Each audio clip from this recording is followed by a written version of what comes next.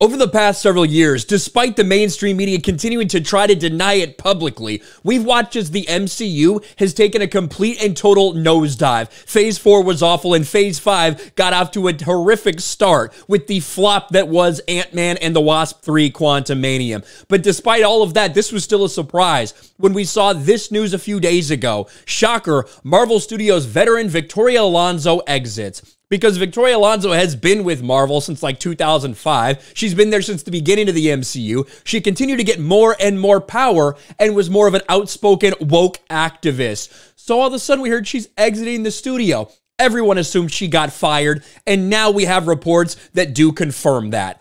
Marvel fires executive who pushed disastrous trans agenda. Now, of course, she was very forefront about these woke agenda views that she had, but when you look at everything, it looks like she was fired for a different reason. One that we also have been talking